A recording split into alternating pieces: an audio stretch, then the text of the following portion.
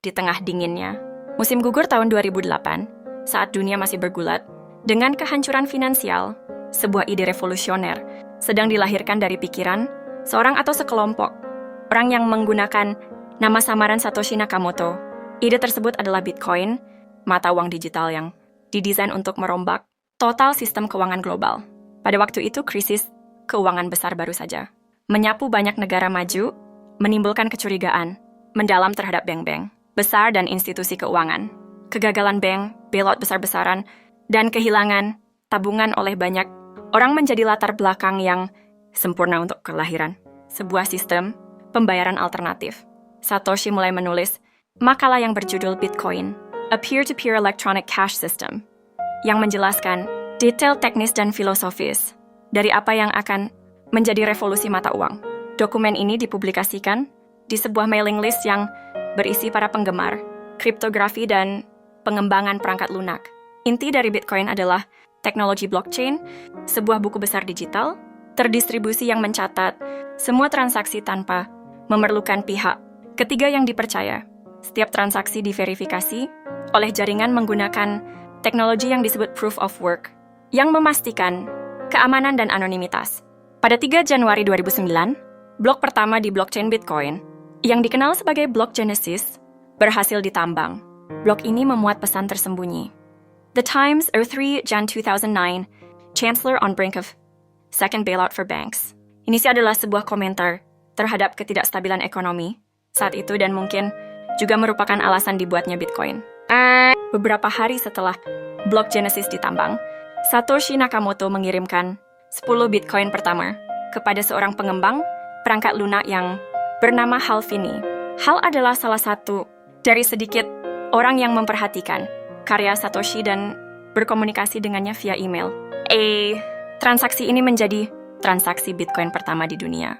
Pada tahun-tahun awal, Bitcoin lebih banyak menjadi eksperimen teknologi daripada mata uang yang digunakan secara luas.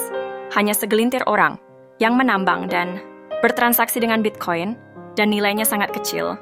Namun seiring dengan berjalannya waktu, lebih banyak orang yang mulai memahami potensi dari sistem pembayaran yang tidak terpusat ini. Komunitas kecil mulai berkembang dan software Bitcoin terus dikembangkan dan diperbaiki. Pada tahun 2010, nilai Bitcoin mulai naik. Muncul pertukaran pertama yang memungkinkan orang-orang untuk membeli dan menjual Bitcoin menggunakan mata uang lain. Ini adalah langkah besar dalam menjadikan Bitcoin lebih accessible ke masyarakat luas. Kemudian, pada tahun yang sama, pembelian pizza pertama dengan Bitcoin terjadi, yang sekarang terkenal sebagai Bitcoin Pizza Day. Seseorang bernama Laszlo hanya menggunakan 10 Honkolo Bitcoin untuk membeli 2 buah pizza, sebuah transaksi yang saat ini bernilai puluhan juta dolar. Seiring berjalannya waktu, Bitcoin mulai mendapatkan perhatian dari media, mainstream, dan mulai diperdagangkan dengan nilai yang lebih serius. Beberapa bisnis mulai menerima Bitcoin sebagai metode pembayaran yang semakin meningkatkan legitimasinya sebagai mata uang. Namun dengan penangkitan popularitas juga datang tantangan. Bitcoin mulai menjadi target peritas dan skandal seperti kejatuhan Mt. Gox, salah satu bursa Bitcoin terbesar yang akhirnya bangkrut. Satoshi Nakamoto, pencipta yang misterius, perlahan mulai mengurangi keterlibatannya dengan Bitcoin. Pada akhir 2010, Satoshi memberikan kendali repositori kode Bitcoin kepada Gavin Andresen dan menghilang dari diskusi publik. Identitas asli Satoshi tetap menjadi misteri hingga hari ini. Meskipun penciptanya mundur, Bitcoin terus berkembang dan menyebar. Sejumlah altcoin atau mata uang alternatif mulai muncul menggunakan prinsip dasar yang serupa tetapi dengan perubahan dan peningkatan tertentu. Dengan bertambahnya waktu, regulator dari berbagai negara mulai mencari cara untuk mengatur mata uang digital ini, menciptakan tantangan baru dan peluang bagi ekosistem Bitcoin. Kelebihan utama Bitcoin tidak terikat dengan pemerintah atau institusi keuangan manapun, terus menarik minat dari mereka yang mencari alternatif untuk sistem moneter tradisional. Pada dekade berikutnya, nilai Bitcoin melonjak naik turun, mencerminkan pertumbuhan yang pesat, serta ketidakpastian yang sering muncul dalam inovasi baru.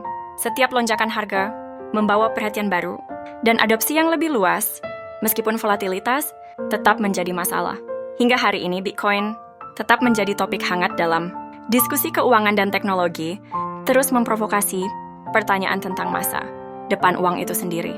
Dan begitulah Der ide, yang lahir dari krisis finansial global. Bitcoin telah berkembang menjadi fenomena global yang tidak hanya mengubah cara kita memikirkan tentang uang, tapi juga bagaimana kita bisa menjaga kebebasan ekonomi di era digital.